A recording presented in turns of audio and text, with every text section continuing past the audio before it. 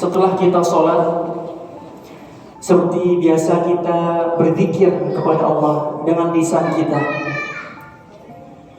Kita berzikir dengan lisan, tetapi sebagian orang ketika berzikir dengan lisannya, dia tidak mengingat Allah. Permasalahannya ada di mana? Rasulullah mengajarkan kepada kita sebagai umatnya, berzikirlah dengan jumlah yang banyak. Makanya kita diajarkan oleh Rasulullah membaca subhanallah 33, alhamdulillah 33, Allahu Akbar 33. Di riwayat lain Allahu Akbar 34. Jadi jumlahnya ada 99 dan 100. Tetapi ada seseorang yang ketika berzikir dengan lisannya, dia sedikit sekali mengingat Allah. Kenapa seperti itu? Karena dia berzikir tidak dengan perlahan. Jadi ternyata kenikmatan ketika berzikir kepada Allah itu akan didapatkan ketika orang itu berzikir dengan perlahan dan menikmati setiap pujian yang kita curahkan kepada Allah Subhanahu wa taala.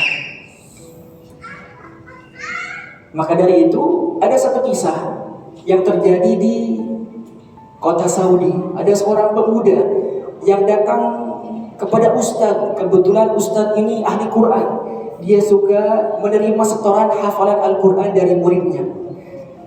Ketika datang, pemuda ini bertanya, "Wahai ustaz, bacakanlah Al-Quran kepadaku." Kata ustaznya, "Sebentar nak, saya akan membacakan Al-Quran kepadamu ketika saya selesai menerima setoran hafalan murid saya. Silakan ambil air wudhu, kemudian sholatlah 2 rakaat." Akhirnya pemuda ini mengambil air wudhu dan sholat 2 rakaat. Ternyata ustadz ini sengaja melama-lamakan, ya, sampai 30 menit, setengah jam ustadz ini baru selesai menerima setoran hafalan Al-Quran dari muridnya.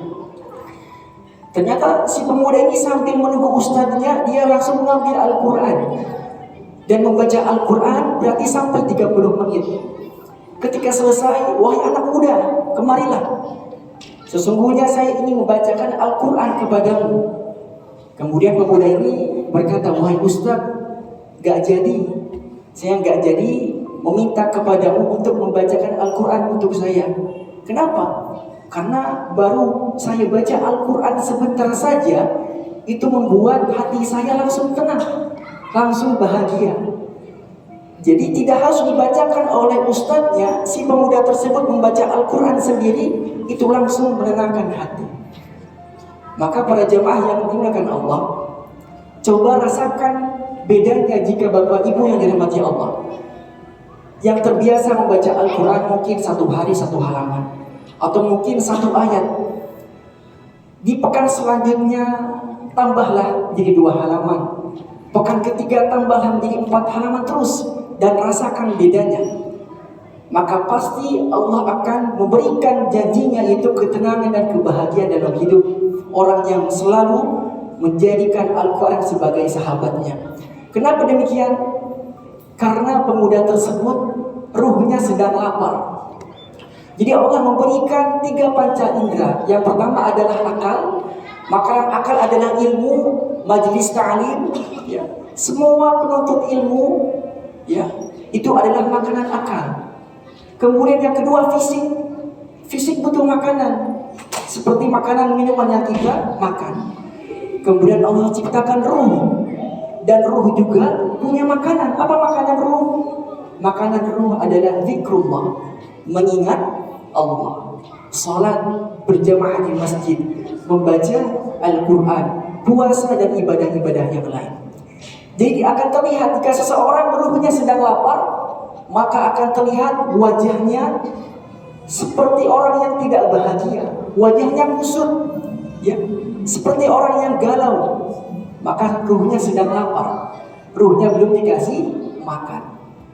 Maka pada intinya Bapak Ibu yang dirahmati Allah, berikanlah nutrisi makanan dari setiap panca indera yang telah Allah berikan kepada kita.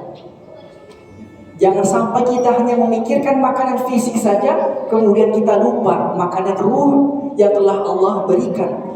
Itu sebuah panca indera yang paling penting dari setiap seseorang. Yang mudah-mudahan kita termasuk hamba orang-orang yang selalu memberikan makanan dari setiap panca indera yang telah Allah berikan, sehingga kita menjadi orang yang beruntung, orang yang selalu bahagia, tenang ketika kita selalu mengingat Allah Subhanahu wa taala.